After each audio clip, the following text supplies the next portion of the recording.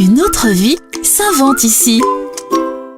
Et aujourd'hui, on va du côté de la vallée de Münster avec une initiative, on va en parler bien sûr, c'est un sentier des plantes sauvages, un sentier illustré. Pour en parler, Grégory Bayoto. Bonjour Grégory. Bonjour Brice. Vous êtes de l'association Vallée de Münster en transition.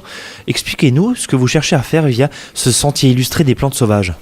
Alors ce sentier, il a plusieurs intentions. À l'origine, on est une association Vallée de Münster en transition qui initie des projets citoyens.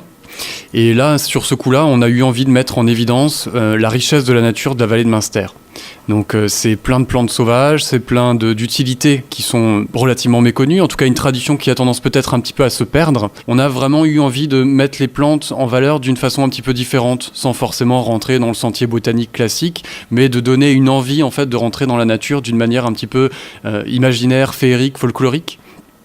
Et donc derrière, en fait, ce sentier se veut contemporain dans le sens où il va y avoir des flashcodes en fait sur les panneaux qui vont permettre d'avoir accès derrière à des ressources, fiches recettes, fiches cuisine, comment on peut s'en servir dans le jardin, comment on peut s'en servir en cosmétique, et tout ça vraiment d'une manière participative.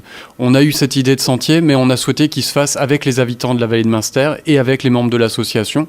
Et là aujourd'hui, il y a une vingtaine de personnes qui nous ont rejoints spontanément pour la création de ce sentier. Vous en êtes où dans la création de ce sentier ? Alors là, pour l'instant, les illustrations sont faites. Ça y est, on est en train de travailler avec les différentes communes à la mise en place du sentier très concrètement, et on travaille sur toute la partie un peu en off sur les liens sur internet pour aller chiner les différentes recettes, etc.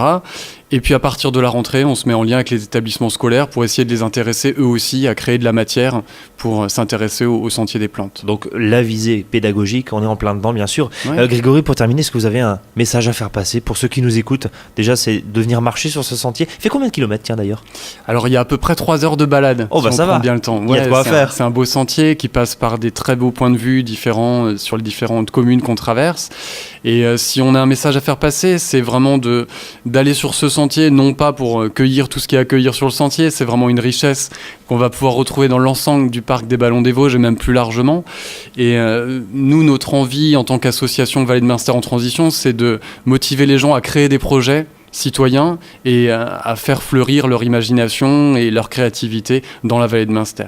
Merci Grégory Bayoto, porteur de projet de ce sentier illustré des plantes sauvages et membre de l'association Vallée de Münster en transition. C'était Une autre vie s'invente ici avec le parc naturel régional des Ballons des Vosges.